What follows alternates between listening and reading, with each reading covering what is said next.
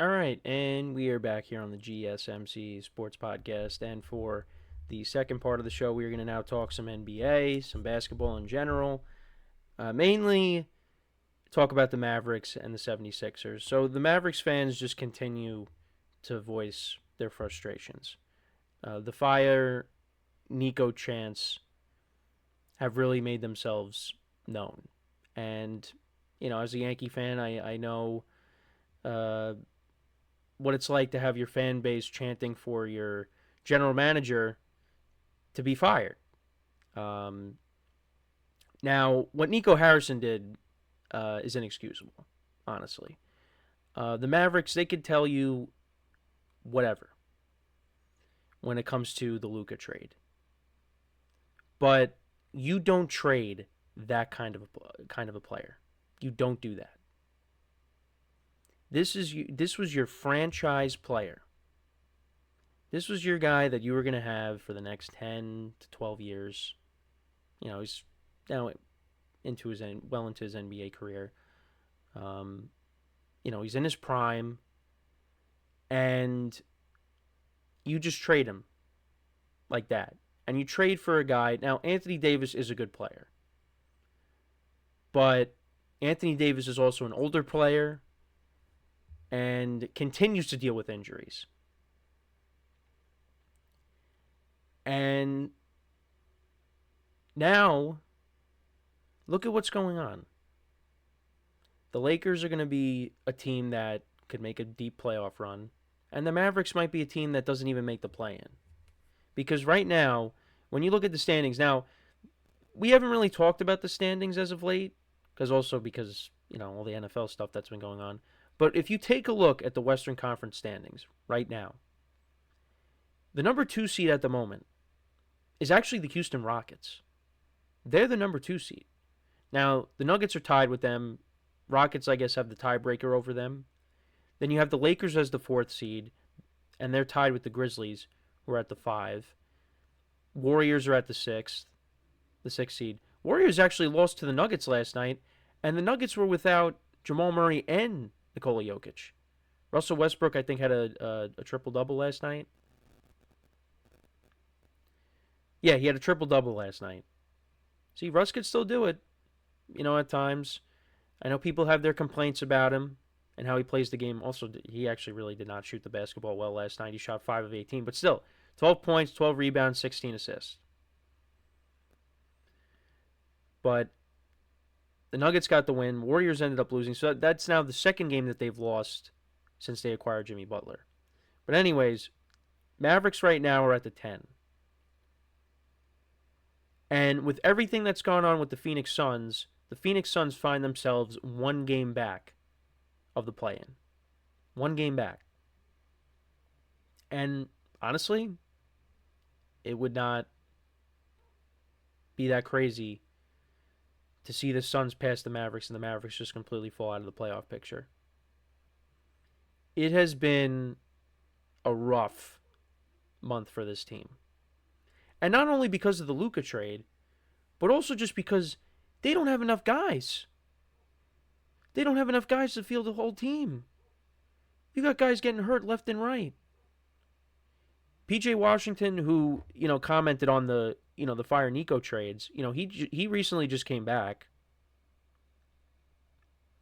I mean, he's frustrated by the fans constantly doing this. They don't want to hear this, but you're going to hear it for a long time. And especially when Luka comes back, because Luka is going to make his return to Dallas when they play each other. And that's going to be must-see TV. But, you got Lively out, Gafford, Anthony Davis, Kyrie Irving tore his ACL. You're missing all your guys. We never really got to see this team at full strength post Luka. You're not going to see it. And, people are going to say that there was now a hex that's been put over I'm using a WandaVision term, a hex over the Mavericks, because how do you do that? Now, if Nico Harrison does get fired at some point, they are going to throw a parade. They're going to be celebrating in the streets like they won the Super Bowl, like they won the NBA Finals. Now, I don't think it's going to be to the extent of what the Eagles fans did when the Eagles won the Super Bowl, but they're going to throw some kind of celebration if he does end up getting let go. And there's no indication of that yet, but could happen. Could definitely happen. But yeah, it has not been a good stretch for the Mavericks, and I think fans just want this season to be over. And another trade that they made also, they traded Quentin Grimes to the 76ers, who we're going to talk about in a second. This was 3 days after the Doncic trade.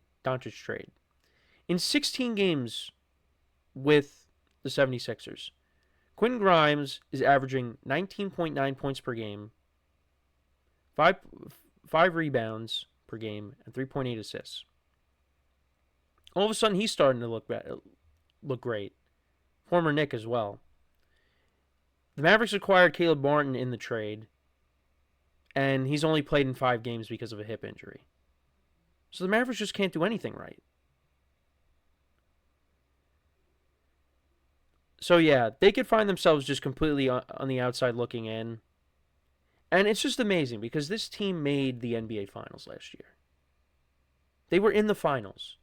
Now, did they win it? No. But they were in it. And then they were just like, yeah, we're going to just trade our best player. We're going to try something different. And everything just fell apart. So they better hope, the front office better hope that this team is healthy next year. I mean, I don't even know what's going to happen with Kyrie. Kyrie, I don't think will be back by the start of the season, right? So already you're starting without one of your players. But will we ever see this team at full strength with all the moves that they've made? I don't know. I don't know. And you got to feel for Jason Kidd. He's doing the best he can with what he's got. But, again, they don't have enough. So, it's just, it's a tough situation. And then we'll talk about the 76ers. So, again, it's going to sound like a broken record, but another team that's just been a disappointment, but for other reasons. You know, you bring in Paul George and really just did not have a good year. They ended up shutting him down for the rest of the season, and they're trying to get, a top lottery pick. And again, if it's outside of the top 6, the Thunder would take that pick, as if the Thunder don't have enough picks. So this is a lost season for them. They're hoping, I think the fans are just hoping, hey, just let's get a top pick. Let's get a good player out of this draft and go from there. But you got Paul George on the team for 3 more years, and you shut down Joel Embiid and you have him for 4 more years. And I did bring this up when we talked about the Sixers on one of my previous shows, but yeah, you could get one of those top players. And yeah, in a perfect world, everybody comes back healthy next year and you have a bounce back year. But who's to say these guys don't get hurt again? Now, again, it could go the other way and everything works out, but Joel Embiid he's destined to miss games. So he's going to miss games next year. Now, I think the Sixers, if they can get a top player in the draft, you got Tyrese Maxey, Paul George can bounce back next year. You could be a team that competes for a playoff spot. Definitely. And Joel Embiid, if, he's able to make it through the season, misses some time, but here and there, but if he's able to make it through the whole season and have more of an impact, yeah, you should definitely have the Sixers in the playoffs next year, in my opinion. But who knows? This season's just been a complete disaster. And I look at it and say, well, you have Tyrese Maxey you could build around, and who's going to take on these contracts? If let's say you would want to move off of them, Embiid and Paul George, and you got to hope that Tyrese Maxey you want to build around him, but you don't want to see him go anywhere else. He feels like he can't win with the Sixers, and Tyrese Maxey's a really good player. So we'll see what happens, but yeah, not good on the Sixers front. They're just hoping at this point, you tank and you get a top draft pick, hopefully. Because right now they're 13th in the Eastern Conference. They're 23-45. But if they finish outside the top 6 and the Thunder end up getting their pick, yeah, that's not going to be good. But for the NBA action tonight, so we got actually the Bucks and the Warriors will be playing at 10 o'clock Eastern time.